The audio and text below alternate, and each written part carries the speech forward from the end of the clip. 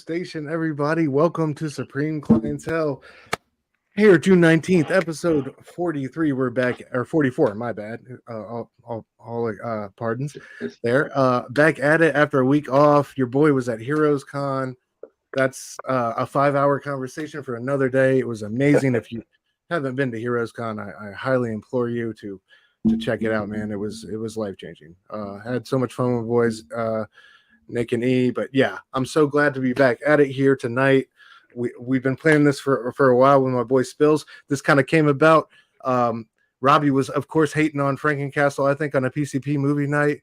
My boy Spilio jumped up to defend it, so we had to bring him in to talk one of my favorite Remender stories. Just nothing too crazy, straight up and down, simple, straightforward, but it works, man. Spills, thank you so much for joining us, bro. How are you tonight? No, brother, thank you for having me. I feel like I'm a king right now with you Okay, guys. let's go. I love that. I feel so special Regal. and everything. Yeah. This is awesome. Oh, I love yeah, doing man. this, and then with my two main men right here, love it. Gonna have a good Amen, time. brother. Amen. How's your week been? Everything been all right? How's the how things at the LCS? It has been busy, and like we talked a little before, it is hot as hell here. Yes. So, but the store's doing great. I'm doing great. Just working a lot, but working at a comic book store is awesome. Yeah, man. So, Sounds like yeah, you're living the dream, bro. Hell yeah. yeah, yeah. Oh yeah. Well, So, thank you so much for making time for us tonight, man. We no really problem. appreciate you coming through. Anytime, Absolutely. man. I'm yours. So, Man, my brother Link, how are you doing, man? It's so good to see you, bro. I feel like it's been ages, even though it's just been 2 weeks. How you been, bro? Good to see you. Good. I'm good. Other than a sweltering here, as I told you, gentlemen, backstage. Doing good, but happy to talk comics. How hot it is, you'll notice Yeah, bro. I don't have Just coffee for in this all phone. our people out there in TV land, Link decided to risk it for the biscuit. He's going no AC out here. He's gonna be going Tomorrow. through it. You know what I mean? Yeah, I'm going through it. I'm it's like, heating up even out there in Michigan, bro. not man. Okay, it's always about perspective. Like I thought I had it bad, and then you're telling me like the hot temperature was today is like an average for you. Then Spilio's like it was like 110 for me today. I'm like, what the shit? Yeah, you guys are still alive? Like, yeah. Yep. Yep. We're acclimating, man. Yeah, climate change is gonna make Mad Max warriors of us all. Soon enough we're gonna be Climate change is not real. Come on. but yeah, thank y'all so much for joining us, man. It's so good to be back with the homies. Let's say what up to the chat real quick before we get into our new comics. We're gonna start off with Space Ghost tonight, man. Still, you want to talk some Space Ghost and big up a great new comic. So yeah, we got Nick tailgating. Nick, Station brother, good to see you once again. Nostalgic Addicts in the house. Nice. Station. Of course, our boy Spilio checking in. Let's go. Plagas said, made it in time to catch an intro. You know you got to do that, bro. Plagas, what up, man? Good to see you. P2P in the house. What up, Station? Thank you for coming through. Of course, our boy Sal. Sal, what up, man? We love you, Sal. Always been supporting since day one. Girl, Inja Station. Hey, Ninja. We love you, Inja. Who else we got? Our boy Verno Station, brother. Ooh, what up, Vern? Always good to see Vern. I think I covered about everybody. No, EC said no, thank you. Yeah, man. I was in a situation this past week where I was we were at the in-laws and we had no AC, bro, and your boy's not built for that. You know what I mean? I'm No. warm-blooded. I got that. I'm built like a polar bear, so like no AC it's no bueno. So happy to be back in that 72 degrees, living it up. I just got notified that P2P in the comments. That's my son. Oh, what's up, P2P Station? Yeah. Oh yeah, Love you, shout out to son. Love Spilio you. son for coming Thank through. you. Oh yeah, Station. We love you. Thank you for coming through. That is great. That's awesome. Yeah, you got an amazing old man. So thank you for coming through. Oh yeah. All right, man. Let's get into real quick our new comics of the week. We're just doing 2. Ooh, check out this comic book. Ooh, are these new? All right, Spills. Talk to me about Space Ghost. Ooh, this So is I awesome. This is one you wanted to bring up. I Yes. kind of skimmed through issue 1. I liked it. I like the action. I like kind of like the serious kind of demeanor that we're going for in here. But yeah, tell me about, first of all, the covers. I didn't feature all the covers, but the covers for this issue 1 were crazy. Yeah, oh yeah. You can't beat them. Even 2 and I think 3 coming up, they still going strong on the covers. Like Yeah. always with Dynamite, that's what you Yeah, expect. shout out to Dynamite. Good job on the covers on this one. Yeah. Absolutely. But what I love about it is not only are the covers good, actually the inside is really good too. The artwork from Jonathan Lau, and the writer is David Propose, which I saw an interview with Bueller on with David talking about this, and you can really tell that he has a love for the character. Now before we go forward, if people are thinking this is what is it, coast to coast, Right. or anything funny, all that Adult Swim stuff, yeah. Yes, it isn't. That's what I loved about it. Exactly. But there is some people out there, like we had a lot of customers and all saying, "Oh, I wish it was funny," but I was like, "Oh, come on."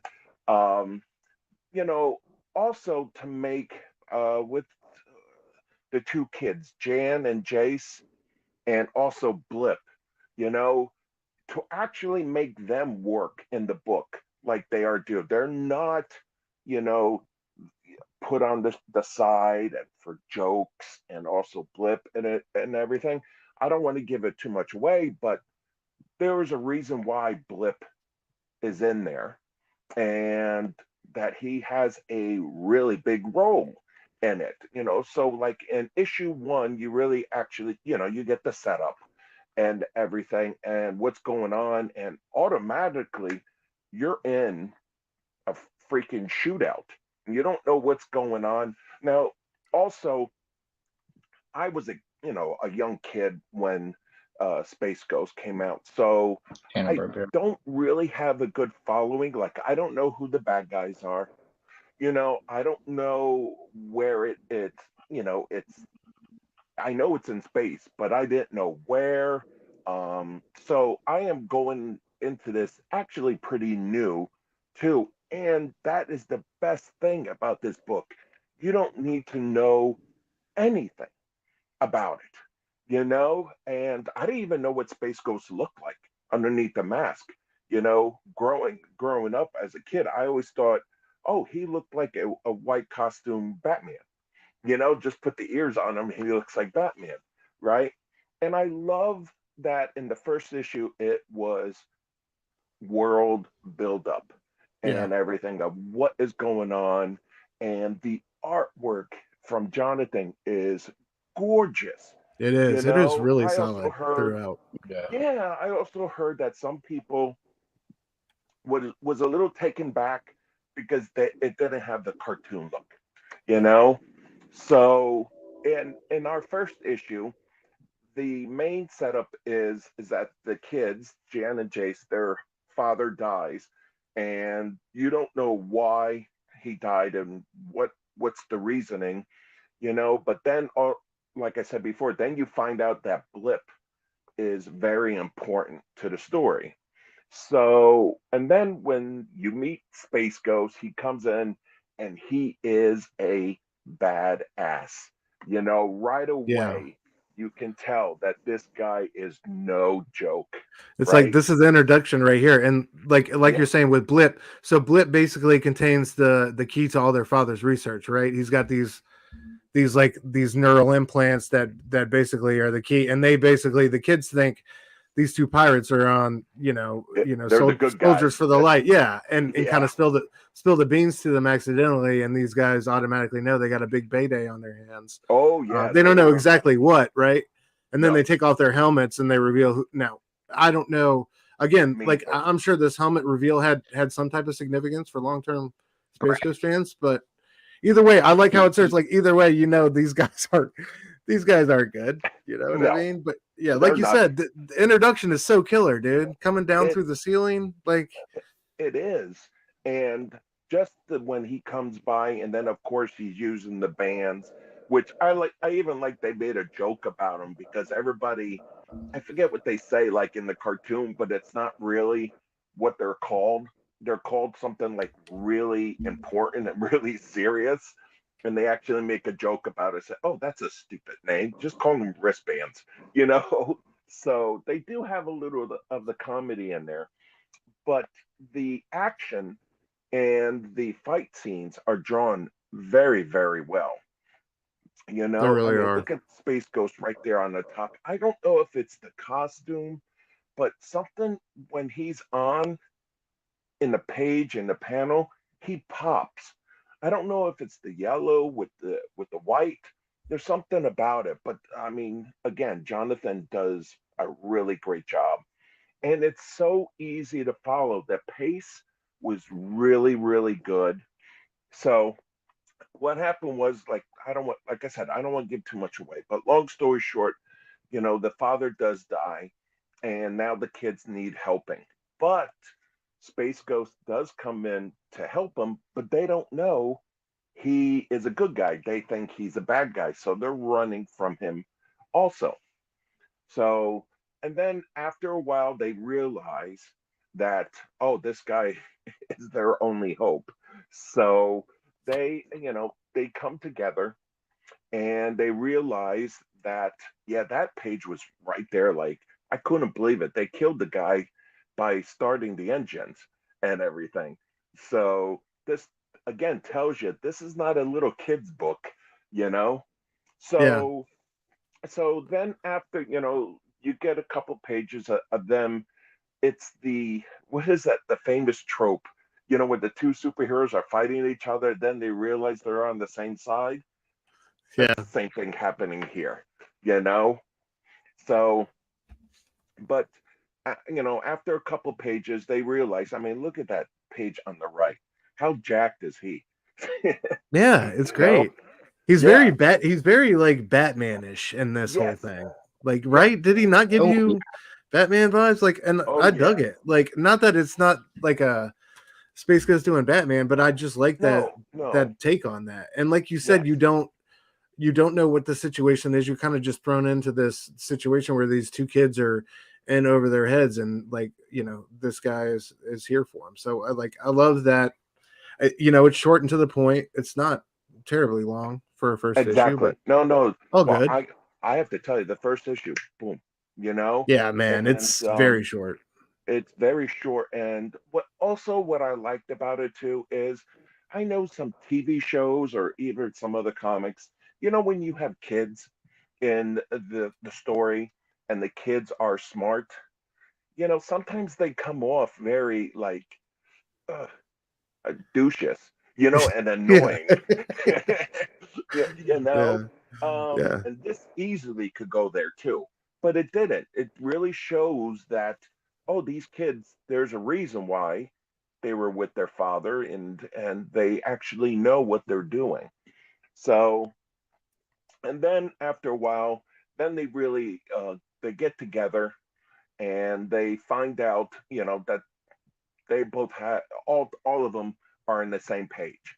They want to, help, and so Space Ghost sends them to his what, layer, planet, whatever. I don't remember what you call it, and it is really, really good.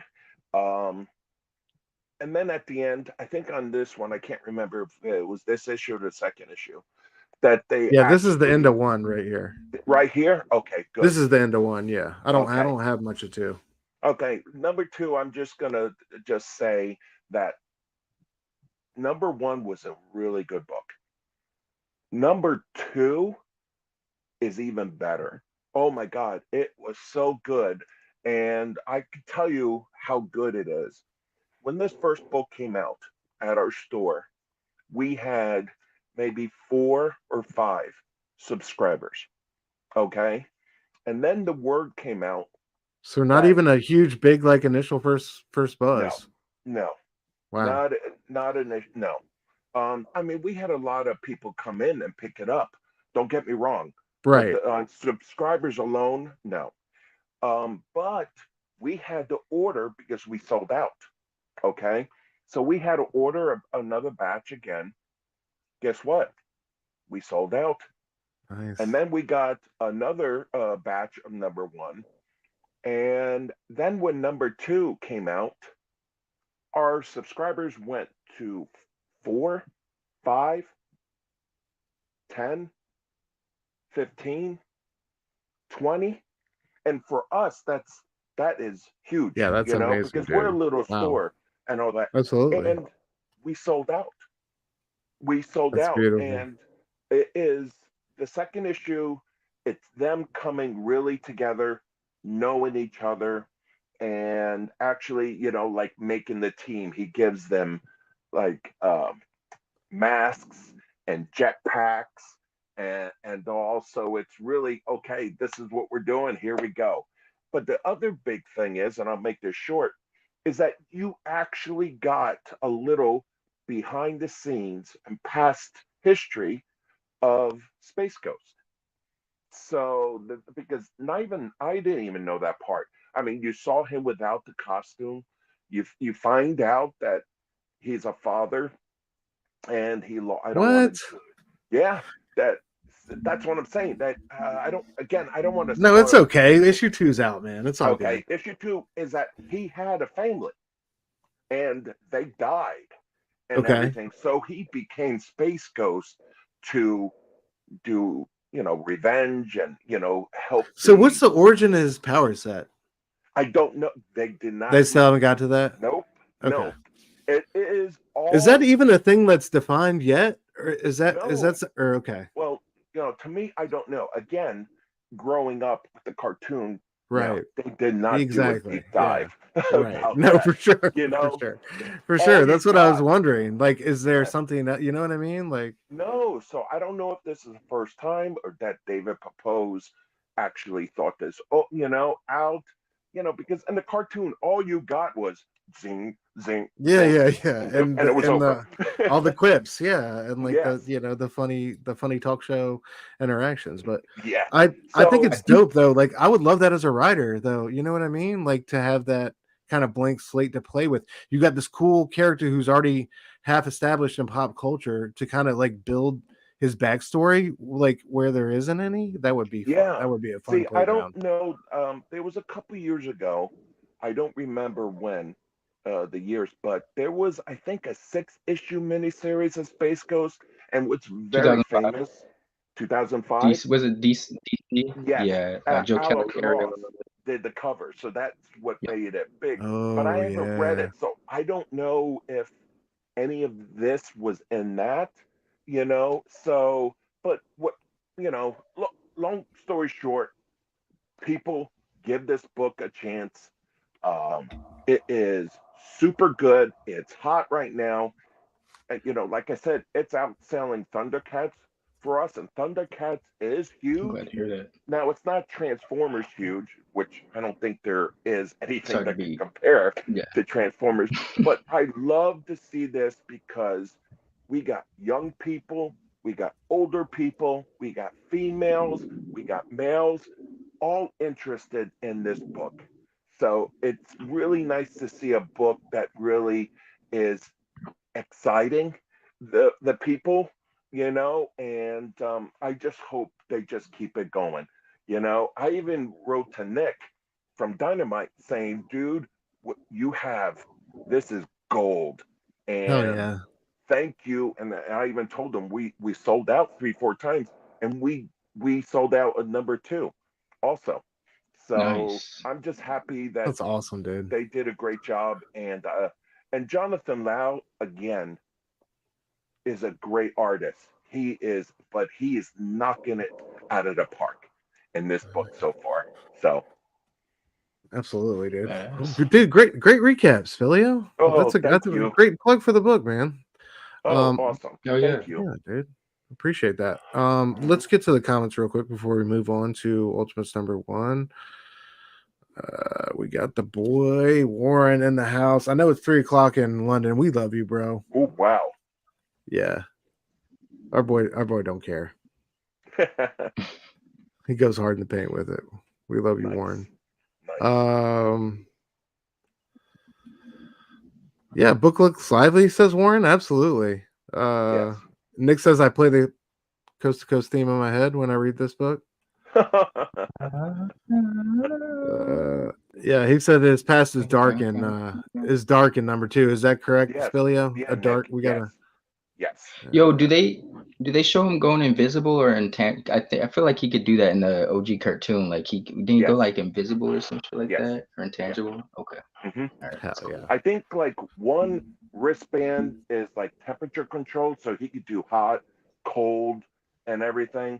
And I don't know what the other. I think the other one does the invisibility. I'm not too sure, but the belt he wears makes him super strong.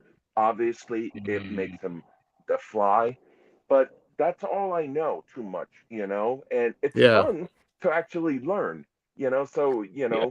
the ride with this guy is awesome.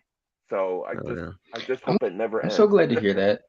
'Cause Yeah. I was curious about this, but to hear you praise it, like I haven't checked it out. I skimmed through the first issue. I gotta read the second, but to hear you give it these good reviews, I'm glad because I was looking forward to this. So to hear that's actually something I was looking forward Yeah. to is Oh yeah. I'm so And I just want to let everybody know, even though I'm friends with Nick and Dynamite and everything, look, if this book sucked, I would tell you. You know what I mean? I would tell you.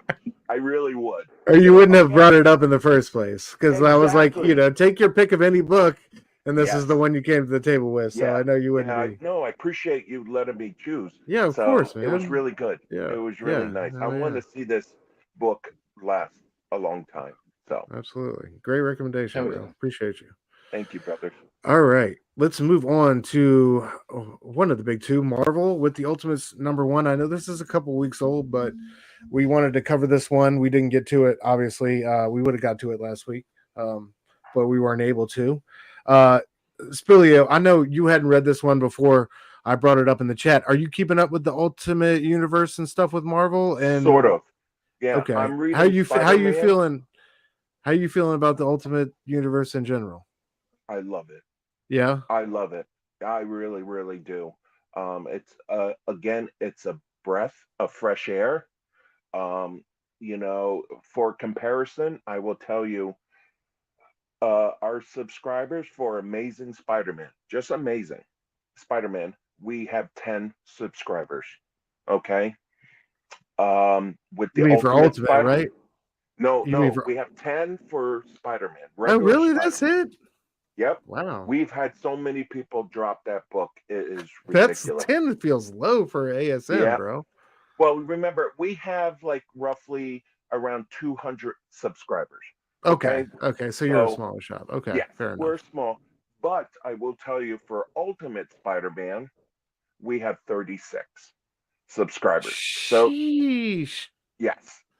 That's So awesome. that tells you when the Amazing Spider-Man number 1 came out, and you guys heard it with Robbie and everybody, you could not keep it in stock. I think, what are they on now? They're six printing Yeah, and it's all. crazy. So it is. It's absolutely It insane. is. And because of you, I wanted to read this obviously for the show. And man, I really loved this. I really did. This was Yeah. an awesome, awesome read. I was not lost because I didn't read the other stuff. They fed you like what you needed to know. The artwork was fantastic. It was such a fun read. So I have to thank you for letting me know about this because it was fun. Absolutely. Hell yeah. I'm glad you enjoyed it. Nick says 200. Okay. Yes, it is. All right. So my boy out here, though, at the big shop around my way is at I think 400 or north of that. So, but Mhm. yeah, I absolutely 200 is super solid. And the one Yeah. the one in the one down like in Williamsburg a little bit. The other shop that I go to is around 200. So I didn't mean to. Yeah, my No, bad. no, no, no. Yeah, 200 is and Our like store is go almost. ahead. It will be almost 2 years at the end of this year that it's been open, and Oh, this nice. year is already doing 30% more of last year. You know, That's awesome, so dude. it is doing. Yeah, we're doing And both really like well. all I visit three as ridiculous as it sounds, three local comic shops from time to time. I do have one that is more my regular, but I Sure. visit three and they're all talking about good sales and growth. So, Oh yeah. that's That's good to see. I yeah. know that's not that's not the story for everybody out there, but it always makes me happy, when they're talking about things going well, and one of the shops is thinking about getting a um bigger space, and so Yeah. I So don't are know, that we. always We're makes me feel looking. good. We're Hell looking to yeah. hopefully move at the end of the year to someplace a lot bigger. So because we're outgrowing this spot. Hell yeah. So not to talk about the story, but No, famous man, faces in two, Northern I'd love Beach. hearing Look them about up. LCS successes. Yeah, Yeah. let's talk about the success of LCSs. Absolutely. Yeah, all right, Link, my bro, Ultimate's number one. Just going into this, like, I know you've been yeah, we've covered so much of the Ultimate Universe already. I know we've both been enjoying it, but yeah, how did you feel going into this bad boy?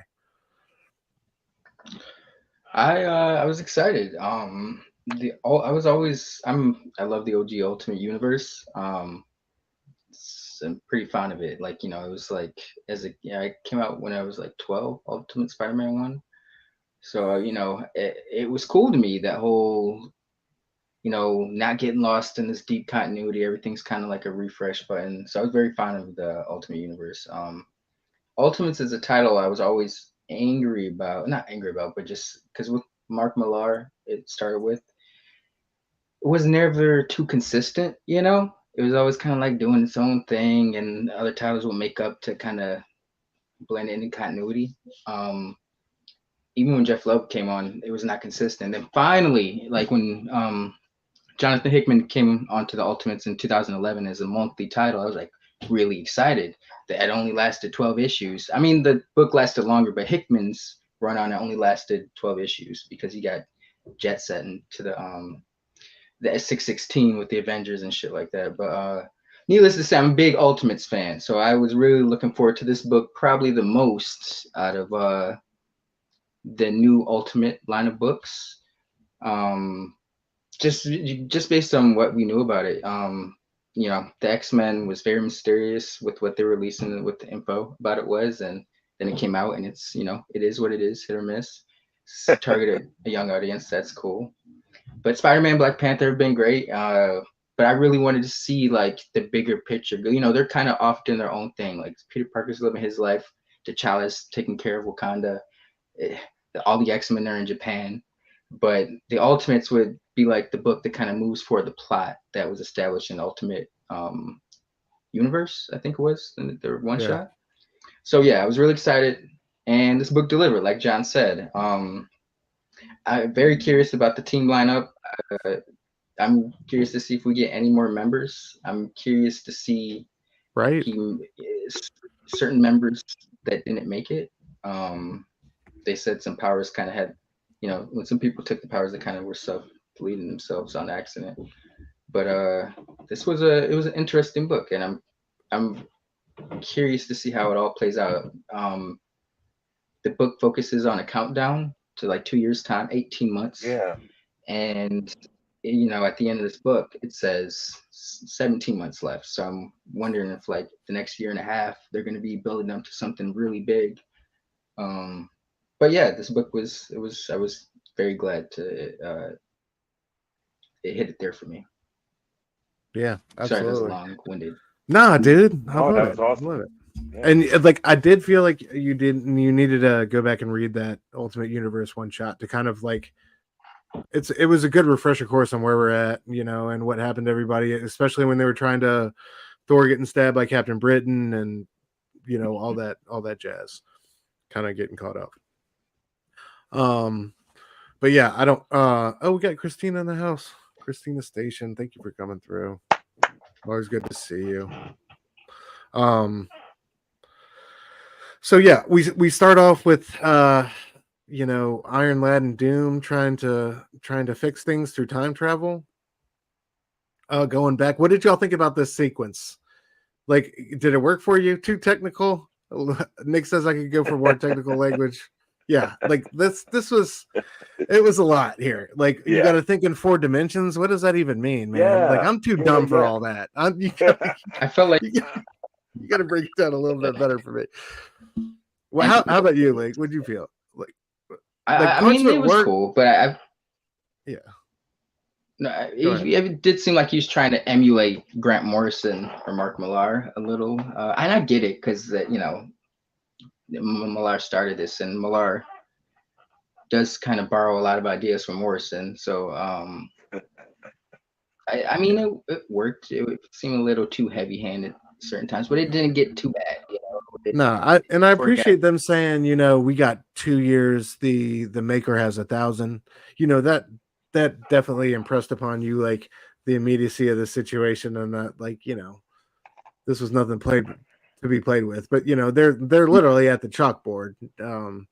But yeah, so like they're going to basically go back and create a bunch of these hero moments, and they're going to go back in time and create a bunch of these hero moments, and hopefully, like, you know, get them a team of Avengers or somebody to help, you know, fight with them. Ostensibly is their plan, really, to go back in time, create these moments, get more heroes. You know, hopefully it'll be that easy. Anyway, Doom does all the math. Go ahead. I'm sorry. No, they have that 6-month window. Like they can only go back 6 months before the past has high walls. I think they say, like, they can only so they're only within a framework of 6 months. So very limited in, you know, what they can do. But you know, they're going to try their best. In the meantime, they thaw out Cap. Tell him the U.S. broke up in 1969. He doesn't take it very well. I love that. It was great. I love that. Yeah, absolutely. I'm interested to see the role he's going to play. You know, because Cap is Cap, and he's kind of been, you know, in a lot of these covers and stuff. He's pictured as like a member of this triumvirate, this trio, in like a prominent way. So I'm curious to see what kind of role he's going to play here moving forward. Hopefully in this next issue we get some stuff. But yeah, there's the failure of the experiment, right? They go back, they unleash it, and they really don't get any heroes. The world doesn't change. That's true. And I like later on, Iron Lad kind of sees part of his mistake when I think the video's playing to Hank or Janet, and he's like, "Man, look how stiff and cold I am." Like, I wouldn't have joined up. Yeah, I wouldn't have followed me. Like, what am I doing out here? I thought that was a cool moment of self-awareness. I like that. Yeah. So I don't know. Yeah, a pretty cool sequence to start the issue. What did y'all think? I thought the second half of the issue was my favorite part with Hank and Janet, but this was a cool little twist. I thought that was unique. Before we get to that level, do you guys like the overall goal of them trying to make it? I don't know if that's the mission statement for like the writers overall, is like, or in general, are they trying to make it to like the 616 universe, or just, you know, they showed so many glimpses of, and they even mentioned 616. Yeah, I was surprised. I thought was odd because even the OG Ultimate Universe wasn't even similar. It was nothing close to the 616 universe. It was its own thing. They just had similarities. This one seems to be like an 616 universe in its infancy that was altered, you know? Right. So what do you think that's like the overall goal, to get this 616 as close as possible? I mean, I hope not. Yeah. That seems like a bad movie. No. Yeah. Well, I think it's something like that, right? I mean, it's got to be they want to form some type of, like, especially at the end of this issue with the team that we have moving forward. I feel like they want to have some type of Avengers like team with, like, you know, I don't know. It's curious though. Like, did we see, I need to go back through these slides. Did we see any moments with any specific heroes? I don't know if they were targeting anybody like specifically or one more than the other, but yeah, I feel like the two. Go ahead. They remember he said we didn't get many heroes, and like we got Yeah. 2 results, and it showed like Spider-Man and Captain Marvel, which I was curious about because she hasn't been Yeah, we mentioned. I had a don't. Is she little- gonna pop up later? Mhm. Yeah, it's tough. It's not like X-Men 97 where we have like the board and like faces marked off, and you know what I mean? We can like speculate. It's like it's like even when they were in that room with all those like capsules with the heroes' moments or whatever in them, basically that that they broke into where Thor got stabbed. We didn't know who was who or what was what. Like, I feel like the only thing we really got out of that was Ultimate Spider-Man, and it's like, did we even get Ultimate Black Panthers? How he found out about it? Yeah, might like I feel like be that series his own- just started. That just we just kind of dove in with that, like, or maybe it is just another Now you- thing. the only hero who's already established in this universe so far, because he was already Black Panther opening issue. You know, there was no. I mean, unless Right. they really reveal later that Tony contacted him, but I feel like that would kind of mess up the lore of Wakanda. I feel like even with someone like the Maker keeping them, alternate. Wakanda would always have its Black Panther, no matter the circumstances. So Yeah. I feel like Black Panther's kind of always been Black Panther, even It before feels like the Maker. they're definitely doing shoot first, ask questions later as far as origins. Yeah. You know what I mean? Yeah. Like even with like Bullseye and Amazing Spider-Man, like we'll introduce him first, and is it Gambit? Like no, it's this weird one-eyed dude who's got a embedded exoskeleton. Okay, like it's just I don't know. Yeah, it's You know what made me think it might be Gambit, bro? Well, even though I know it's not. It's because when he was tied up, he was like talking about how he's like, I tore out my own eye for my master. Like it made it sound like he was part of like a guild, an assassin's guild, a thieves guild, maybe, maybe it's a little bit more I don't hardcore know. than Like I 616's feel like Gambit. an assassin or a thieves guild is not tearing out their eyes. You know what I mean? Like, he didn't charge up but the cards dude, I either, don't know. son The of a playing, bitch. come on, the playing cards was just that was so lazy to me. But anyway, yeah. So the experience of failure, right? And they decide to abandon time travel altogether. They decide, if we're gonna do this, we're gonna find another way. In the meantime, we're introduced to Janet Van Dyne and Hank Pym, who are exterminators, right? And in this universe, they run across some Moloids. It's curious, both in this story and in Frankencastle, which we'll get to, the Moloids play such a big role. You know what I Yeah, mean? that's And true. also, I was just reading, looking back at the all red in Fraction FF run, where you had a Moloid come out as like transgender. It's curious how like the Oh, that's Moloids right. kind of like Moloids kind of stand for some like huge like plot turns and story twists throughout Marvel history. It's kind of crazy. Anyway, This yeah, scene so was sad. Too. yeah, it was sad. The Moloids and this Earth are considered vermin. Like they could Yeah. exterminate them and not be punished legally whatsoever. They'd be seen as doing their job. And she refuses to do it and they walk out. Even though it it's technically like their job and what they were hired for. But so you see like right away, nice little establishment of, who these folks are. And I love we all know the Ultimates version of Hank Pym, right? That to me was one of the most shocking events to happen in the original Ultimates, man. Him to be like a horrible like abusive, like true POS. Like beating on Janet, then spraying her with bug spray when she was in wasp form. Just truly nasty, insidious actions, right? Reprehensible, which is why she dumped him and got with Cap, right, Link? Am I wrong on that? Didn't she get with Cap? Okay. And yeah, rightfully so. But yeah, so like I like how she's she's the one kind of like taking charge here and moving forward morally, straight off the bat. But yeah, like so Iron Lad decides like that he's gonna do more direct forms of intervention, I guess, and try to recruit some heroes. And so like he literally tries to stop them in traffic. They blow by him. He basically blows the car up. He blows the engine up, so they have no choice. Yeah, and he wants to have a talk with him about their future and all that good stuff. Kind of the same pitch he made to Peter Parker. What did you guys think of this? Like his new approach to recruiting superheroes. And I agree with Link. It begs the question: who else is he going to go after, right? Because Correct. this seems like very one-on-one. So there should be other. I wonder who else is in the picture.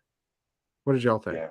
Spilio, I'll start with you. What did you think about this? Yeah, no, I thought it was funny to see a direct way of getting these people. Um, the only thing that threw me off a little, probably because I didn't read the other things, to have Hank Pym be such a whiner, that literally took me out of the story a little bit. I'm like, okay, dude, we get it, but he kept on going on and on and on and on. So that part I thought was really weird, but I like the direct approach. It was s- short, sweet, and let's go. Yeah, absolutely. Verno, to answer your question, it's Juan Frigeri. Frigeri? I'm probably butchering that name.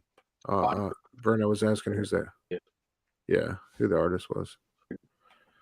It's okay. I don't. The Ultimates, the whole Ultimates thing has been meh as far as art. Like we had Brian Hitch, but Brian Hitch really hasn't been doing super stellar work. He did have some great splashes and double pages and some of those like earlier Ultimate issues, but like we had Chiquetto. Chiquetto was doing a great job early on in Ultimate Spider-Man, but again, like some of these art transitions were rough at first. It feels like they're kind of they're finding their rhythm now, at least with Ultimate Spider-Man. He would back in the day with the OG Ultimate Universe though, like the first couple years, it was top writers, top artists. Yeah, I just did don't. Ultimate books. Why? So I feel like at least for the first arc or so, have your art all by the same artist, First year. especially if it's a guy like Caselli or these huge names. Like I don't know. I know you got to plan it out, but I feel like they just jumped the gun to like at least give me the first arc, man. You know what I mean? Sure. Like give me the first, and we couldn't even get to that finish line with this. So that's been frustrating. I don't know. It just hasn't been. It hasn't been exactly what I expected. Parts of it has been great, like Ultimate Spider-Man. I love Ultimate Black Panther. I love Queen Okoye in that, and I just love that character. There's parts about that I love. Like there's highlights of it, but it's not like as fully awesome and immersive and comprehensive. I feel like as like the initial Ultimates rollout was. Like Link said, you had that same creative team doing like the same books, and you knew what you could rely on, and the storytelling was on another level. It was way more compelling, and like we haven't got any hardcore Ultimates moments in the sense that we thought. You know what I mean? Like when they announced this, like I was like, oh man, how are they going to top Hank Pym? Spraying Janet with bug spray, but there haven't been any kind of hardcore moments, or I thought it was going to be some more grown up storytelling. It's kind of like that's why I'm past confused the with like buck what the Oh, mission and what this is, because with the Ultimate Universe, it was to kind of retell stories with less continuity, but it was also like it quickly turned into like the realistic universe. How Yeah. it had its own identity is where this one it's got its own identity, but it's like, are you trying to be the old Ultimate Universe? Are you trying to be 616? Or are you trying to be your own thing? Um, but I'm like the 18-month thing has me thinking that this is leading to something big, or something more distinct and less ambiguous than these first couple books have been. Yeah, agreed. that's true. That's true. Um, he said we haven't had a single delay on any books yet, so that's somewhat of a win, especially when all the books take place in real time. I agree, but like at the same time, I feel like there's compromises to be made when you look at books like Human Target and stuff where they waited on the art to come through, and Mm. In the long run, I those don't know. books age better when you can keep the Exactly, man. Or you have that one unified volume, same writer, same artist. It's just a better experience. Oh yeah, that's what's happening to the Hulk with Nick Klein. Oh, good And lord. that What a sales in the beginning it's of that all book over the place, was bro. great, was great. And every week we got somebody dropping. You know, it's a shame. Well, that's why I say I feel like they've learned a lesson a little bit because some of those early transitions, man, when they went from like Nick Klein to Travel Foreman, yikes. Oh, Really rough. And so it seems like on Ultimate Spider-Man in particular, they tried to do a better job of like adjusting the art. You know what I mean? But sure. then you look at somebody like Skybound, who's going to go like Skybound somehow found a way to land a plane from Daniel Warren Johnson. You know what I mean? Like who are you going to transition out of Daniel Warren Johnson to? But they somehow did it with Jorge Corona, and Yes. it's been masterful. Like I think that's like next level. I don't know, how you repeat that success, especially when you have situations like you have at Marvel and DC where they're not willing to spend top dollar, any names on the board type of deal. But man, I mean, shout out to them. That's the way you transition aesthetic and like really keep everything on the same page. It's been so great. And two artists who are very different but very similar in their own right. Like, you know what I mean? It doesn't it doesn't feel like Corona is trying to do like there's elements there for sure that are almost homages to Daniel Warren Johnson, especially with like the sound effect letters and stuff like that. But I feel like it's also it's his own thing. It's so great. To your point of like the visual cohesiveness, like I beg the question, would Millar's, because that book had quite a few delays back in the day, would that have stood the test of time and been as iconic as it is had they had fill-in artists, Right. Or is it? Are we still talking about those because delays? Exactly. Are we talking about the delays, or are we talking about like how amazing that book is? You know what I mean? Right, Like I feel like exactly.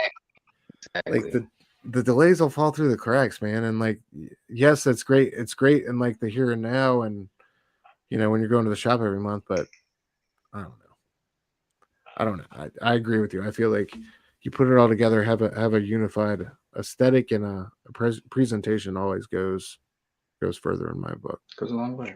Yeah. Yeah. All right. So back to the recruitment. We're in the middle of the recruitment speech with Janet and Hank and Captain Britain and his band of goons attack, right? Nice little Iron Lad doesn't know what to do. Ultimates, yeah, attack. That's what we're doing, right? Like, we're a team, aren't we? Yo, there was a funny line that I thought was a cool callback to the old Ultimates, where you remember Cap was like, "You think this A stands for France?" That corny shit. But it was kind of like when he saw Captain Britain, and he was like, "Is it you talking about the British dude speaking in French?" And it seemed like he was a little bothered by it, like irritated. So I thought that was like a cool little shout out to like OG Cap or Ultimates Cap. Verno, I completely disagree with you. Yes, it had issues, but those issues still like are a fucking pain in the ass. Good point. Reading through some of those issues are brutal, bro. It's brutal. I'm sorry. Morrison's new X-Men is the exception, and that's true though. Is it the exception? Even though I love it, though, some of those issues are so painful to get through. No, I agree. Like, not everyone's gonna love Iger Cordy's art, though. Iger Cordy did quite a few issues for Morrison starting off, and I love Frank Quitely. Frank Quitely is an acquired taste, though. And I don't think everyone's gonna be drawn to Frank Quitely's work off the bat. He's got Van Sciver on there. Some people won't touch his work because of who he is now. I guess the only shining point it really is Mark Silvestri, who didn't. I feel him as a solid artist, but Mark Silvestri towards the end, like that was so fire, dude. That one doesn't get talked about enough. That one was, and dude, Chris Picciolo. Remember Chris Assault on Weapon? Oh yeah, Assault on Weapon Plus. Yeah. Like those work. Like I liked it when they figured it out towards the end. We'll get this artist, we'll stick him on for an arc, and then we'll pull him like Picciolo and Silvestri with the what is it? Tomorrow Never Comes, or what was that one Oh, called? Here again? Comes Tomorrow. Here Comes Tomorrow. Yeah, let those work. But like when they were going back and forth all over the place early on, and they didn't have like they would go from Quietly to Van Sciver to Cordy. like it Take was. yeah, ooh, Man, that was tough. yeah. But It in can the be end, I jarring. dug it because Yeah. we had our storylines and we had our artists for those storylines. But so I think it's 50-50 for me. But Yeah. That was a good one. he Though. said, Noir, dude, I those forgot brand about that. art Not issues Noir. are some of the best issues of the X-Men. That's true though. It's true, but some people won't, stick through that. It's tough. Some of them are tough. Yo, Go ahead, I bro. always wanted that. I was always pissed that Frank Quietly couldn't have done all of New X-Men the entire way through. We would have been waiting for years for that. Yeah, though. he's not built for that. That boy barely made it through the first like. I love him to death, but he's not built for that. That's like when Mark Millar got him for the Ambassadors. It was like 2 issues or whatever. Like Mark knew what time it was. You know what I mean? Yes. Mark knew how good he was. Like I can get him for that, and then we're out of here. Mm-hmm. You're right, bro. I'm not gonna argue that. It's still I got every single. I think except I'm down to like 2 or 3 now. Single issues on the entire run with the annual, all that good stuff. Yeah. Oh, nice. Which ones are you missing? Oh man, I don't know, bro. Tell me later. Let me know. I can pull it up. I got the whole pile right here. It's a few of the early ones, and then in the like the 130s. But yeah, so many iconic covers, so many iconic moments, and I'm not gonna sit here and act like. I mean, a dog could have sat down and done that art, and that shit would have been transcendental. You know what I mean? Like that was X-Men on a whole nother level. Oh yeah. All right, let's get into the meat of the program. All right. Pause. Frankencastle. Rick Remender and Tony Moore's. This is coming out of Matt Fraction's 2009 run, which I still haven't got to. Link, you have read and enjoyed that, right? I did. The Fractions. I had kind of read Punisher throughout the years as a kid, but I was more into like the capes and tights. So like when Fraction came on, I was like, I think it was Punisher War Journal. I always get them confused. I know there's a Warzone. I think it was Warzone. Oh no, you're War Journal. You're right. You're right. I think with Fraction, I think with Fraction it was. Okay. But I was intrigued by it just because it came out around like it was a Civil War title, and I would always like, why doesn't Punisher ever really? And I, as a kid, I probably hadn't read enough books, but my exposure, Frank kind of never really interacted with the rest of the Marvel universe. He was always kind of getting drug dealers, gangbangers, shit like that, So when he was like going after supervillains, I was like, that's really cool. And I was kind of becoming a Fraction fanboy at that time as well. I was loving Casanova, so I was like, oh, this Casanova book's cool, and that writer's on this Marvel book. Hell yeah, I'll give it a chance. But I ended up really liking it, loving it. But I was gonna say love it, but I ended up reading Remender's run, and I think that is even better. I think he took a lot of the ideas and concepts of Fractions and refined them. But no, yeah, I did read Fraction. That their 2 runs were kind of how I got acclimated to Punisher. Nice. Oh yeah, Spilio, how about you? Were you reading Fractions run, or I know you said you read this Frankencastle run coming out. Were you reading anything before that? Yes. Oh, I read everything, dude. I've read I'm a huge Punisher guy from day one. I've read the good stuff. I read the bad stuff. And there's plenty of bad stuff. Good. Let me look. There is. Here, I'll show you. This is how much I love the guy. Okay, here we go. Look at. Hold on, let me. No shit. Let me hold on. Let me make your big screen. Oh, dude, that is sick. Nice. There's Frankencastle right there in all his glory. Nice. Awesome, dude. Yeah. Who's that? Who's the artist on that? Ken Hazer. Okay, that's fire, dude. Yeah. Oh yeah. So that just tells you that. Oh, I'm not just a huge Punisher fan. I'm a huge Marvel monster fan. You know, Yeah. talking about the Werewolf by Night. Of course, Dracula. So when this came out, this hit the sweet spot. Man. You Best of know, both worlds, right? Yes, Absolutely. exactly. Absolutely. All Yeah, and right. I So no, go ahead. no, go ahead. I'm sorry. No. Yeah, the Marvel Monsters thing is like one of the old ties to Marvel that I love, and I love all those old school stories, and that's one thing I would love to dive more into. So I love that Oh, that he definitely. leaned, like, I love how a lot of times for so many of Morrison's stories, I think whether it's Cap or X-Force or whatever, he leans on a corner or a part of Marvel history that he really loves and adores. In this case is with Legion of Monsters, but I think in like X-Force it's Morrison's and Alan Moore's run, and you can see like elements of that, I think, throughout all of his Marvel writing, where he's definitely standing on the shoulders of giants, and I just love how he leaned on all that old Marvel uh folklore and monster characters in this one. It was super dope to me. Yeah, all right, real quick, how we got here. All right, does everybody remember Dark Reign back Oh in, yeah.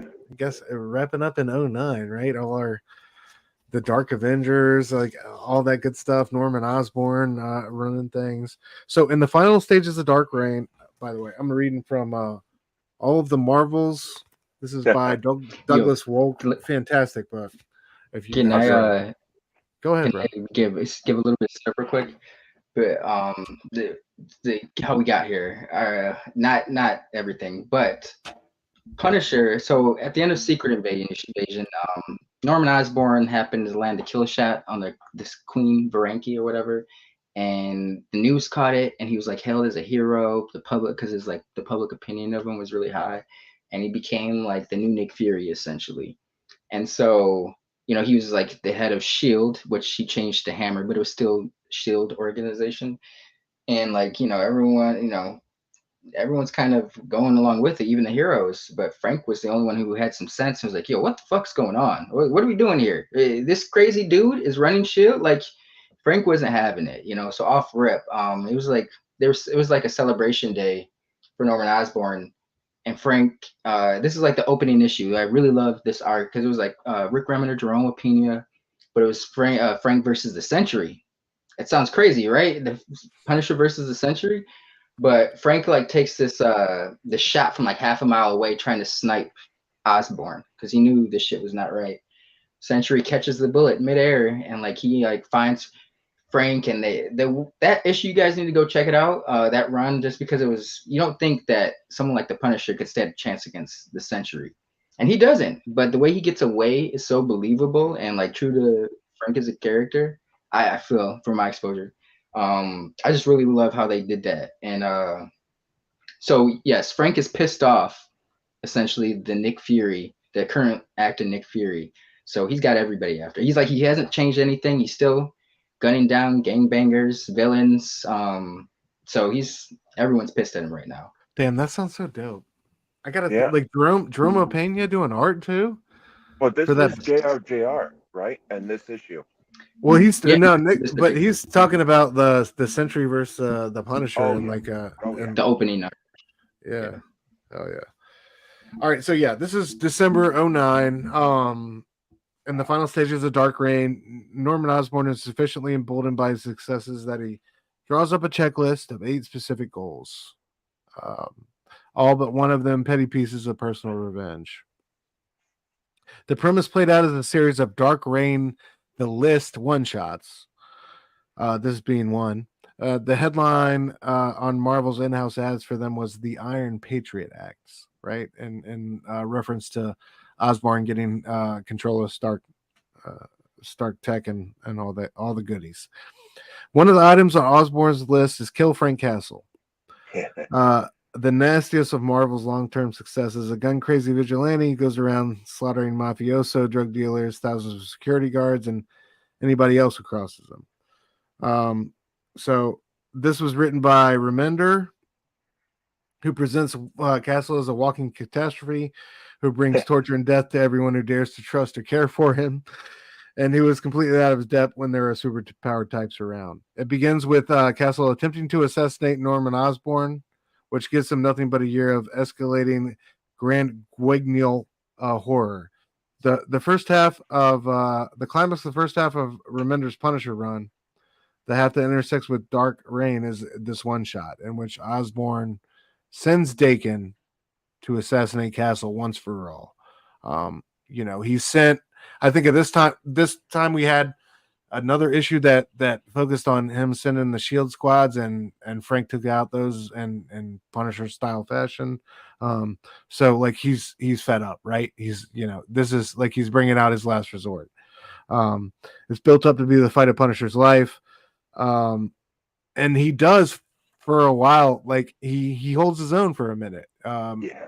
Like as one-sided as this thing ends up being, unfortunately, but yeah, he absolutely he holds his own through this fight.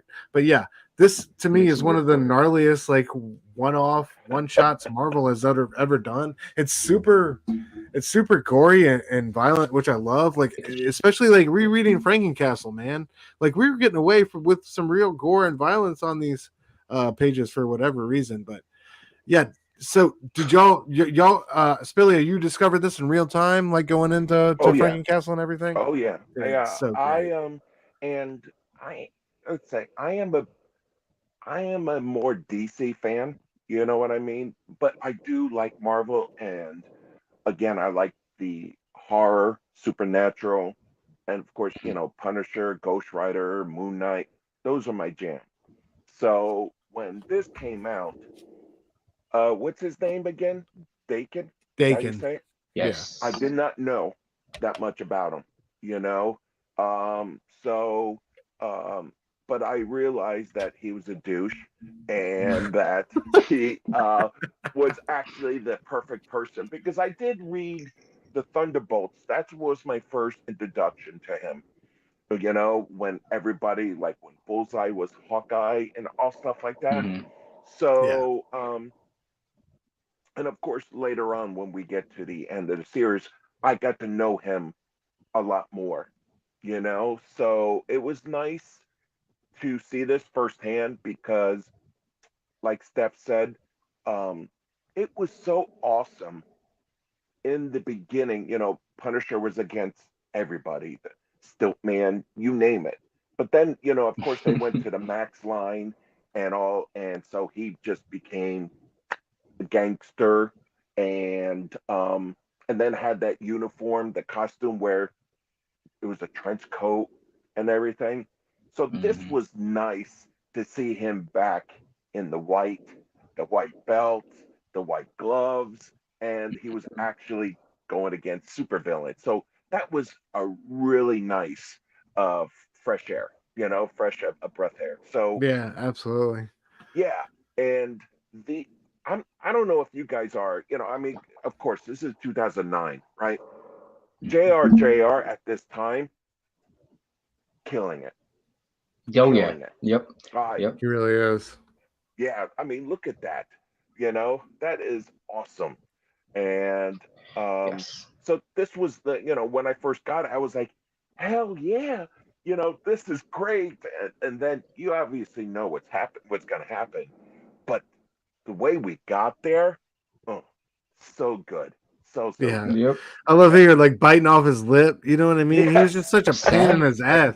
Yes. He was a pain in his ass all the way out. Like, you know what I mean? If we're gonna do close quarter combat, that's fine. I'm gonna get mine a little bit. Let's go. Then Frank's Like- still talking shit, bro. He said something like they should have sent the real deal or some shit like that. Yeah. Telling Doc and Like- he's a knockoff.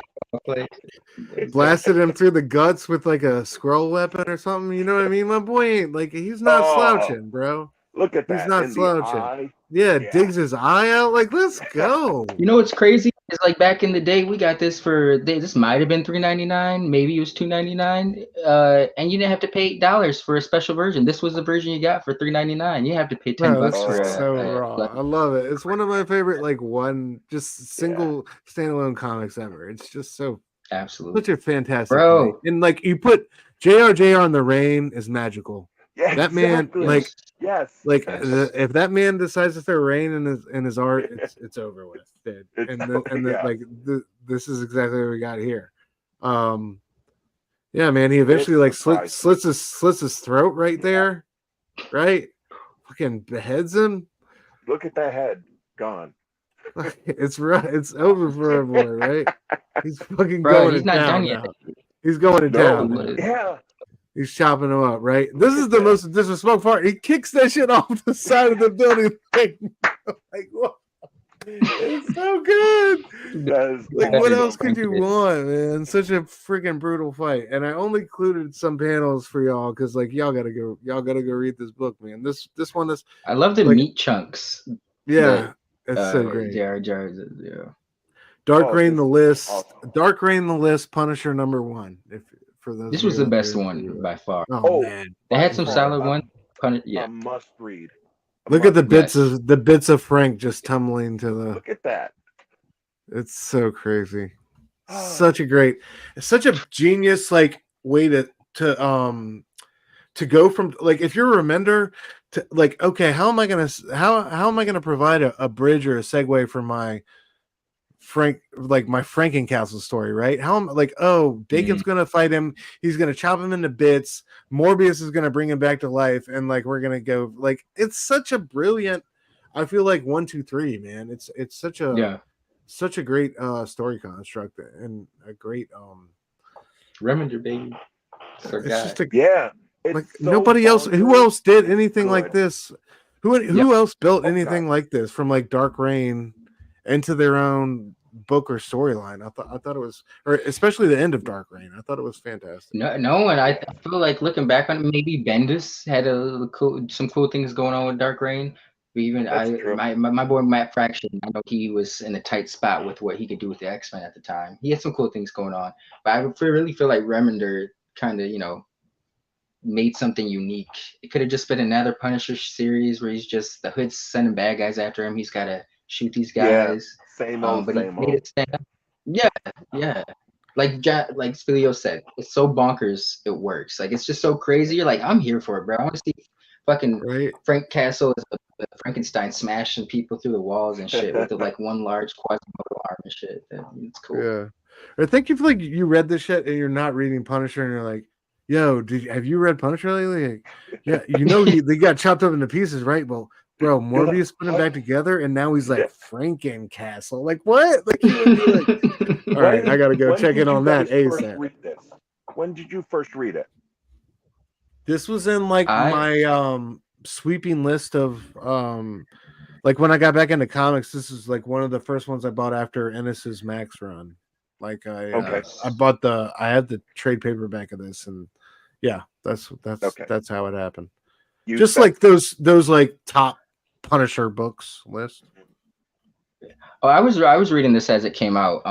Nice. From Fraction, when Fraction came on Punisher to like Remender, I was reading. So that's like what, late 06 until 2011. I had stopped, and so I still have Fraction and all of Remender's Punisher run. Nice. Hell yeah, dude, that's sick. That's crazy. Hell yeah. All right, so let's get into. I think we pick up. What is it? Link, you posted the cover today. Is it 11? I think Punisher number 11 Punisher is where 11. the Frankencastle story kicks off. You know what's funny is like this kind of reminds me of the Moloids, because Francisco Medina has been a topic of conversation as of late. Indeed. And then we get this cover. Why? I believe this is Medina. I'm pretty Why? sure. What happened? Addy Granoff and him have been beefing about AI accusations back and forth. Okay. All right. Yeah. He's apparently been jacking a lot of artists, copying their poses for quite a while and getting away with it. But I just thought it was funny because it was like, we planned this Punisher run a while ago, before the Matinas thing popped up, and then here's a Matina cover. Starting off with a book. Exactly. Let's just say, from now on to the end, the covers kill it. Oh yeah, absolutely. Oh yeah, hell yeah. Yeah. Whether like, and it wasn't just Matina; it was Mike McCone and or McCone. Oh yeah, McCone did. McCone. Yeah. He did. Yeah, he did a There was bunch a of great couple. ones. Hmm. And then we had Dan Brereton or whatever do some painted flashbacks for our villain in one issue that were super great. Like it was, and Tony Moore, man, we're gonna get into it, but Oh, Tony forget it. Tony Moore freaking killed it. I think the colors could have helped him out a little. The colorist could have helped him out a little bit more, but dude, Tony's pencils were freaking nuts throughout Yeah. this whole issue. Phenomenal. As we see starting off, I mean, just Oh, so look fantastic, at and this. obviously a lifelong, not lifelong, but a longtime collaborator with Remender. Definitely, he did some great work with him back on the dude Rick Remender's Venom run, another Marvel Remender run that is Flash Thompson without legs, like as Agent Yeah, Venom. that is. Yeah. Dude, amazing, Venom's amazing man, run. bro. Yeah, I like absolutely. that. Was my Such a favorite Venom. I Oh, have to dude, say. Yeah. I straight cried Yep. like that scene where he's saying goodbye to his dad in the hospital. Man, Yeah. that one Yeah. hits home. But yeah, so early on we're introduced to, of course, like the world of monsters. Yes. They're under attack by forces unknown, but these forces unknown are nothing to be played with, and just great art by Moore starting off, right? And these moloids are I love in this. fear for their life. And they're collecting. You see that white boot right there that they're collecting. They're collecting body parts, mysteriously, not. right? Yeah. After this shield, I guess Norman Osborn has sent these shield agents into the sewers to collect these body parts of Frank Castle. Man Thing shows up. Another great page. Yes. My bad. Dude, I would love to own but this I original just- art. Oh, with the man thing. Just With like the- so many pages Yeah. so many pages I turned to this. Even like little panels of what's his name? The villains, like little skull, like his flaming skull. Like I was like, man, those are just so many, fantastic pieces of art. Kurt a lot something. Yo, it's kind of wild that no one during this time was like, yo, okay, Norman Osborn, he's the head of S.H.I.E.L.D., I get it. But then he's making the S.H.I.E.L.D. uniforms Green Goblin colors, and nobody's calling this out. Everyone's just like, we'll go with it. Yeah. Former homicidal maniac. No, I love Man Thing, or we should call him Bob. Yeah, bro. Yeah, exactly. Exactly. Absolutely. Here's hoping we see more of him in the MCU. Absolutely. I hope so. Yeah, amazing Tony shot Moore right there. really did kill it. Yeah, He it's did. gorgeous, huh? It's fantastic, man. There he is, protecting the moloids, burning them fools. Such a great shot. Love it. That is awesome. Right? Yeah. Just shout out to Tony Moore. Did an incredible job on the majority of the artwork throughout this run. He handled most of it. I think Roland Bashi and a couple guys, and then like I said, that guy, yeah, it was okay. And that guy, Dan Brereton, filled in, which was cool, like the painted flashbacks of our villains, and like he's basically like just another Frank Castle, right? His family got killed by monsters, and now he wants to kill all of them. Yes, that's what I loved. You know what's crazy? That's one thing I loved about this story. It's for the to your point. I was gonna, like, when I first read this, that went over my head, because when I reread this for the show, I was like, "Yo, this guy's like Frank Castle." This is very similar to Fred. So it's almost like Frank's the dichotomy within himself. Like it was an interesting. Sometimes I got to pull a Verno. You got to do a rewatch. You got to do a reread. Gather new information. Absolutely.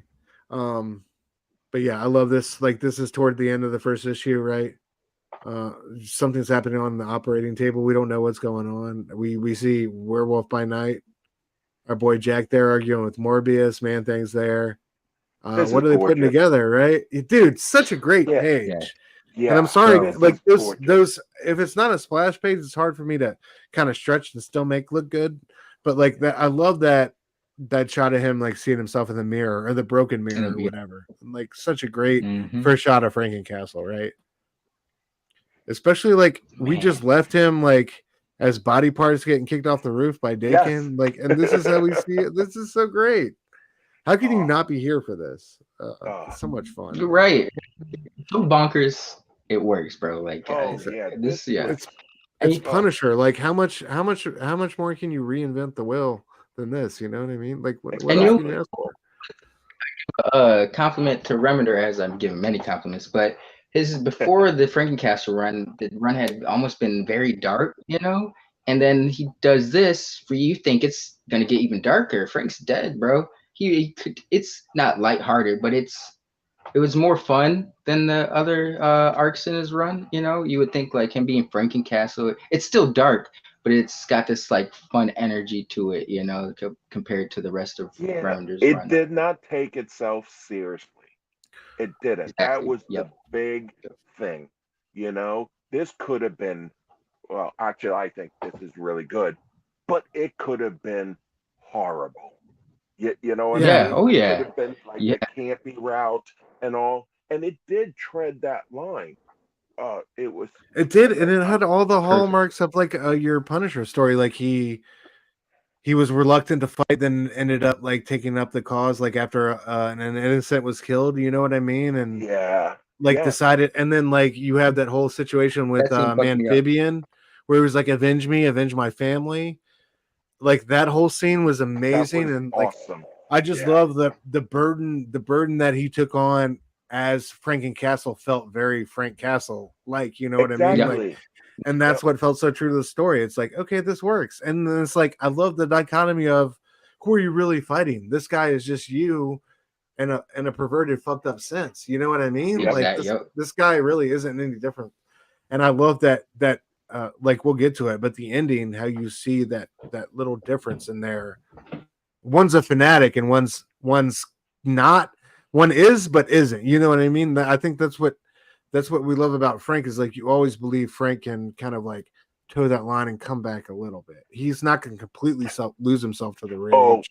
Yes, or the violence, and you know you don't see that in his villain. But yeah, dude, Tony Moore, like once again. Yeah, bro, we gotta praise every page. I just feel like I know, it's right? It's so great. I would love to see the original art of this, man. I bet these pencils are crazy. Look at I take any page. Right? Yes, yeah. So let's do this. What do you guys think of the actual look of Frank? Not the drawings or anything like that. Like actually what they did to him. The Frankencastle design. Yeah. It's incredible. It's incredible. It's they made him in a scrap with caves, bro. Like it works, you know. Like and it's got that sewer. Like everybody says it's got that steampunk thing, but I love that steampunk thing about it. I love that. Oh my god, that's perfect. I didn't even think about that, but you are 100% right.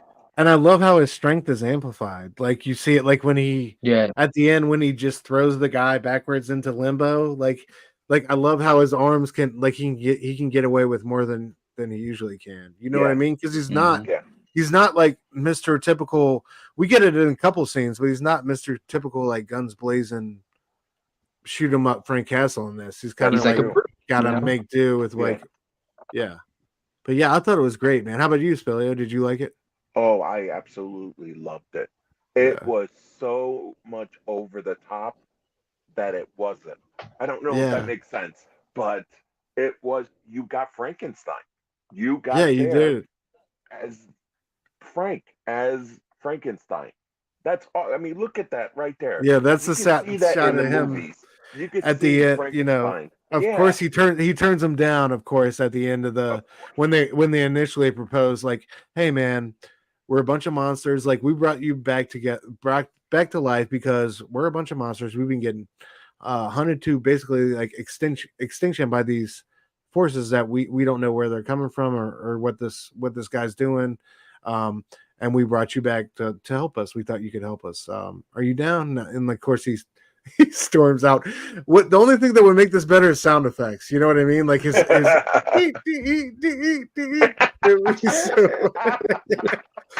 somebody give him some WD-40. He needs to have like some oil on standby too. You know, like greased up. It's such a frank way to end the first, like bring him back, like shock you, like with his look, and then like of course he's gonna storm out. Yes. But of course that doesn't last long. Eventually, like he's ruminating over his thing, and he's got this dealio where he has to take these like synaptic glue pills once every hour or so to like avoid becoming or every 12 hours to avoid becoming a complete brain dead monster. Doesn't it feel like it's less than every 12 hours to you in the story though? Yeah. It feels like he's always losing Very the often. pills. He's about to break down from the pills or the lack I'm like, of the bro, you got pills, half a day. Yeah, like chill out, man. Is it 12 hours or like what are we going on, man? This is like those Oxycontin doctors, dude. Like they promised you 8 hours and it's only 1. Just take another. Oh, jeez. But yeah, like so. Of course, we introduced the stakes. Yeah, and Look it's at that. that's the Monster I didn't mean to cut you Metropolis off. right I'm there. sorry. No, you're good, man. Monster Metropolis. I love the backlighting with Frank in the dark blue and stuff. It's so great right there. We do not get pages like this today. You know what? Yeah, I think I realized how Sobolski do, got his but- EIC job. Not in Marvel Comics. Well, I should have said that. You're right. Well, yeah. Yeah. But I don't know what Sobolski I don't know what exactly his job entails as a talent scout, but I know he found a lot of artists and cultivated like relationships with him between Marvel and him. Now I wonder if he had like a hand in getting writers or if that was like Axel Alonso. But it's like if Sobolski had a hand in like cultivating what was going on like talent wise mid 2000s, early 2000s for Marvel. Unfortunately, he sucks as an EIC, but I can see why they're like, yeah, you did kind of help us in a tight spot, my man. We'll look out for you. Yeah. But I'm just That's true. going on a limb here. I don't know exactly if he had any credit for this, but I'm just like this. I would say it, but we had Hickman, Fraction, Remender, Terry Moore, Eddie Granoff. I'm just a bunch of top talent working at Marvel at the same time on a plethora of books. You know, it's very rare nowadays we get, not to knock new talent, you know, maybe I'm just that get off my lawn guy and I've got to grow with this new talent. I don't know, man, because you know when Fraction and them came on the scene, they were all new talent when they came out. Like Hickman, Fraction, Remender, they all kind of came on the scene around the same time as writers, and they established themselves very quickly, which it's hard for, I don't know, maybe I'm just not in tune with it, but I feel like a lot of creators don't get the chance because of, we're going off topic, but something, but they need to get back to this. I feel like they're trying to, if we're talking about the big two, I feel like Marvel is definitely trying to short the check or get a lot of these like European artists who are maybe lesser known just because they can get them for the cheap. And not to say that's not a great thing in giving some of these guys a shot, but at the same time, I feel like if you're looking at Marvel versus DC and who's trying to get the most bang for their buck, and like like a bad way, and like we're not too concerned about, we're kind of concerned about the quality, but we're not like DC, I feel like has much better quality control and oversight, you know, and I feel like Marvel just lets a lot more garbage just fly under the radar and hit the shelves, unfortunately. But yeah, I don't know, man. I feel like with them, it's the MCU has a lot more pull and what's going on. You know, Feige has an increased role there and what they're doing and producing and giving spotlights too. So I don't know. I still have full trust and confidence in DC, but I don't have that at all on Marvel anymore. I really don't. I agree. Like, I do. And it's not like some widespread thing. It's just them. Honestly, I have faith in DC and I love DC's books and so many of the things they're doing. And of course, like we can talk about Image and Indy's killing it, man. Oh, sure. Like, you know, my indie list is my reading list, really. You know, I know we talk about a lot of big two books on the show, but man, my life is those indie books and those creators. Boom. It's like Boom is Boom, like Man Cave, like So many Magpie. so many of the Wow. smaller folks already through the first half of this year have had great years. So we should Yes, absolutely be talking and celebrating them. But yeah, man, absolutely. it's really disappointing the direction Marvel is taking. Like this book would never have a chance at Marvel these days. They would Not they would have Yo, killed it. very They to near. would. bring that up, it's funny because there were certain instances of dialogue where I was just, it wasn't even bad, like, but I just felt like Marvel wouldn't let it fly. Like when he was like the Super Samurai Monster Hunters, he was like, he was writing it in a very cliche, stereotypical Asian accent, should I say, you know? But it didn't seem distasteful or disrespectful. But I feel like today, where he did try to use that same thing for a Marvel book, they wouldn't let it Yeah. fly, you know? I love how they all said ha ha ha like every time they talked. Ha. So, yeah, that was funny. But yeah, I don't know. It's disheartening to know that, like, I don't know. At least with DC, you feel the effort and the movement behind like trying to Oh no, present a you unified, definitely do. yeah, a You unified definitely do. aesthetic and vision to the fan, or you know. But I don't know. It is what it is. We sit here and talk about it week after week. If they're not going to solve it, that's on them. Yeah, exactly. It's true. Yeah, moving on. Our villain reveals ourselves. I Oh, think this is our first big look at him and his yeah, again his radioactive steampunk mech outfit, more or less, right? He's been kept alive awesome. 150 years in this thing. But yeah, this is when the tide turns for Frank, the young Moilite who helped him out This hurt. and got him his extra pills earlier on. Yes. He went like Frank was being too proud, didn't want to tell anybody he needed help, and had dropped his pills down the drain. He went and this young Moilite kid went and told the mummy. The mummy delivered him pills, and then we see our Moilite get shot through the chest, and this is the impetus for it all, right? Yes. This is what moves Frank That's into what gets him in action. Yes. He's like, "Oh hell no!" And he Yep. This starts is the moving through beginning all of the end. these. Yeah, he starts moving through all these samurai. Dude, we get this right, and we get like fighting alongside him. We get Jack, of course. Yes. Some of these guys fare much better in this battle than others. Morbius has a particularly tough time, and we think he's dead for most of the comic from here on out. He gets blasted with daylight in the face by our evil Dr. What is it? Hellsguard, something like that. Hellsguard, I think. Yeah. But yeah, there he is getting whooped around. But I Look love at that. Oh, Frank this going, was dude, right? This awesome. feels like a boys comic or something, man. This feels like Garth Ennis. Let's go, He's dude. not done. Yeah. Put the grenade. Right? Yeah, we're not done. Right here, look at the view from like the bottom of the barrel, dude. Yeah. And frankly, let's go, man. And then he like shoves it down dude's mouth and throws him in the group with his buddies. Go tell your friends. What? Such a great moment, dude. Oh, Such look a at that. great- Yeah. And with the head floating. Yeah. Awesome. So like you can't ask for anything more, man. That's what No. you want from a Punisher comic. Anyway, This is we're on. it. Yeah, we're on to our last stage here. You know, so Dr. Hellsguard's initial assault on the monsters was like largely victorious, but like they were able to beat him back, right? Anyway, at this point they unleashed the big dogs. Of course, we get our Kirby monster.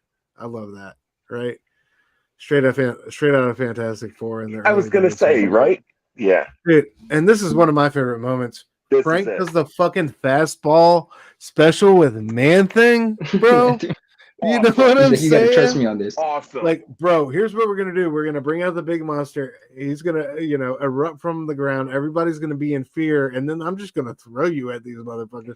And like, as his boy, as Dr. Hellsguard's like favorite pupil is trying to escape on Jetpack, Man Thing catches him by the ankle, right, and just burns him alive right in front of his face. It's so gangster. I was glad when that happened because I swear that dude that caught on fire had dodged death like 3 different times earlier. So I was like, he had like when you're talking about all those like when the Kirby monster jumps up, he's one of them.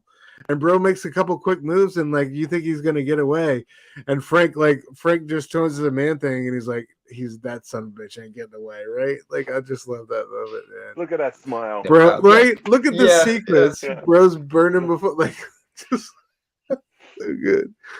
That's why you read comics. That's why you read comics. Exactly. Right Fuck there, yes. Yes. fantastic. Man, every page, dude. ends with this glorious. Yeah, this has been like the background for all these slides. Yeah. Such a killer page by Tony Moore. Oh, I love Bro's this. just like Yes. all 90s 90s up right there. You know what I mean? Yeah. Got all the Yep. all the straps. All right, here's what I was talking about, but like these painted flashbacks. A Yes. fantastic part. I think this is issue 15. This Dan is- Brereton, Brereton.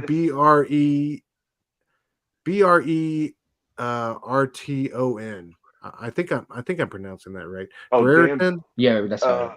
Brereton. Yeah. Yeah, Brereton. So fantastic job on these painted panels doing this the flashback story. I thought it was This is where it works. And you know what I mean? How they did it with the different type of art and all, this works. dude, this felt like an old pulp magazine. You know what I mean? Yes. And like Yeah. for the monsters theme and like showing how this guy's like origin happened and like how these monsters kind of invaded his home and his wife turned into a werewolf and he had to put her down and then kill every member in town. I thought it was so great, man. It was so such a great touch. But yeah. So homeboy, like you're getting the definition of his armor. Flamethrowers, fuelable, holy gasoline, Gatlin's guns loaded with silver bullets full of acid, sunlight infused projectile. That's what he hurt with Morbius with, and he's like in a walking Iron Maiden song. I love that. Yeah, it's awesome. I love so that. great, right? Shout out to Remender. Yep. But yeah, then we see like Dracula attacked him when he was in his suit, pulled all the cables out, and that's basically how he got stuck in the suit, whether he Look at wanted to be that. or not. Kicked him into limbo where he spent 70 years Oh, somehow surviving, right? And then so he had some crazy Japanese disciple. Dude, look at this I love that.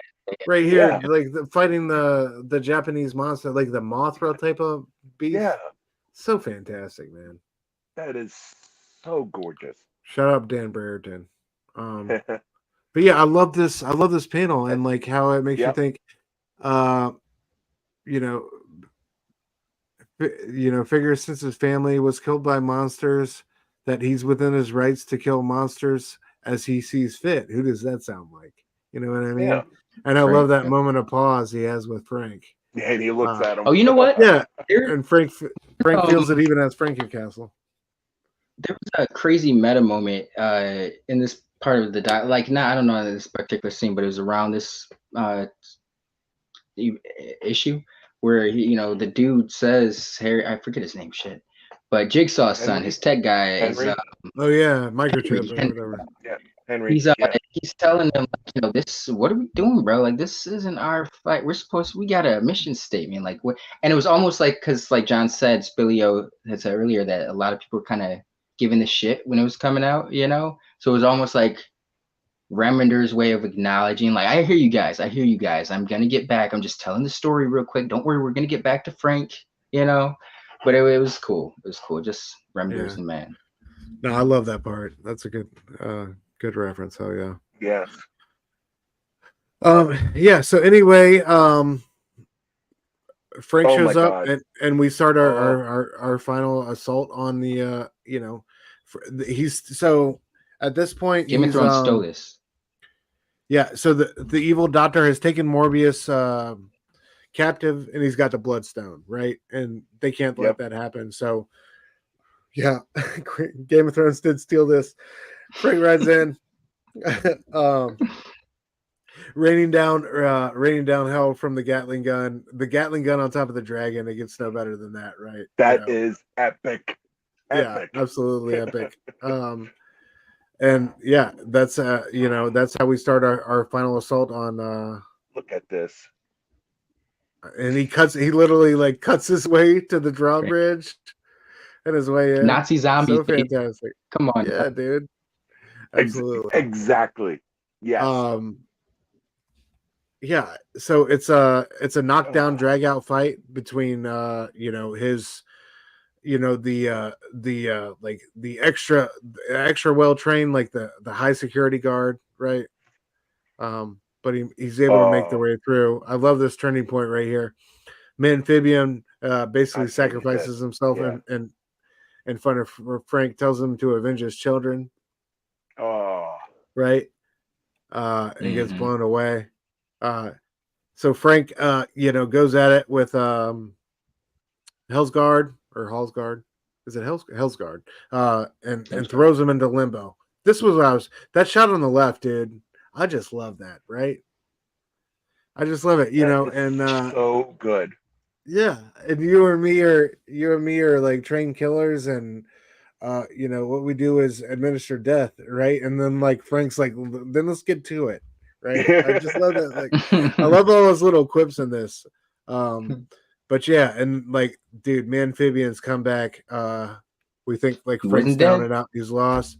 My brain is in my neck, bro. It's What? in my back. You made It's in my back. Bitch. Yeah. Such a great moment, man. So Yeah. like one of my You know- favorites, right? This I thought before he said that, because they showed like a quick shot of him, I was like, oh shit, that's like the demon amphibian or the zombie amphibian, because you like see a hole on the side of his head and everything. Yes, But it was yes, like, nope. like there, right there. Yeah. Oh yeah. And he tells him you kill children or whatever, and he's like, to rid the world of monsters. And I love You that are. Amphibian's like, all you did was create new ones. You Yep. are the monster. Yep. And Exactly. they don't even, I love how they decide to leave him in a limbo, and he's like, thank you for showing mercy. And Frank's like, yeah, mercy. Yeah, mercy. And they just walk out and Yeah, leave him yeah. there too.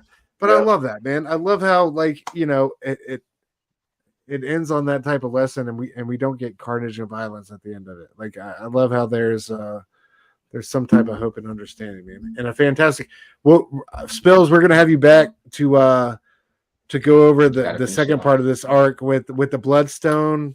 Yes, please. And of course, dude, our boy, just to give y'all a heads up, our boy Frank is down and out. He gets the Bloodstone placed in him.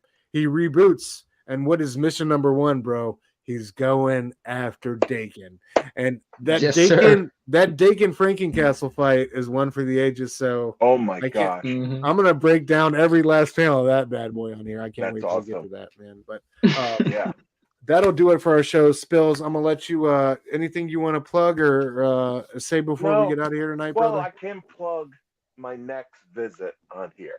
So Hell yeah. please. Yeah, man. Dude, What's I love this book. Obviously I did. But talking with it with you guys made me realize how much I loved it and everything. You guys brought the joy back in me, and I loved it with you guys. This was awesome. Yeah, This was man, this just has been totally so much awesome. fun. you're awesome, Yeah. Spilio.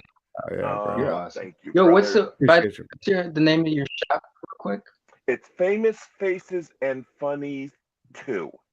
And it just put down Boynton Beach, Florida. Then you'll see us. And I love the store because it's not only just comics, but we buy a lot of collections.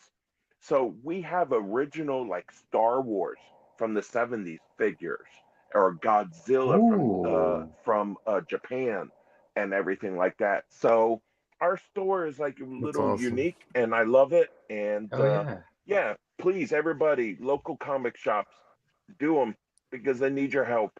So things are Support the good, but business. could always use some help. But Oh, again, thank you for inviting me because Of course, this man. was awesome.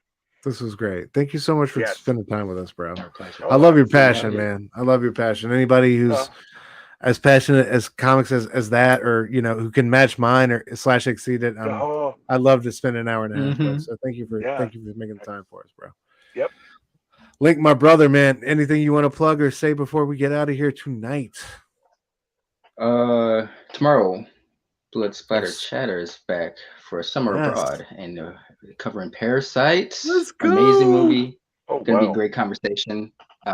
Tune in. It's gonna be awesome. But other than that, everybody in the chat, thanks for tuning in. People who watch on the rewind, thanks for That's right. joining us. And John, you were Janus and a scholar. and we will Ah, definitely have you back. Thank you. you just make me a better person, Steph. So thank you. Yeah, absolutely. As Steph said, tomorrow night, catch us on Blood Splatter Chatter on YouTube. 9 o'clock Eastern, we're going over Parasite, Boon Jong Ho. One of my, I hope I'm saying that right. One of my favorite directors out there. Yeah. So many brilliant films. I can't wait to get into that one. And of course, Friday night, we got the Blaine Fable show going on. Y'all make sure and check us out. One Collection Down, 9 o'clock Eastern. Absolutely. Can't wait to get into it. Show you a couple goodies from Heroes.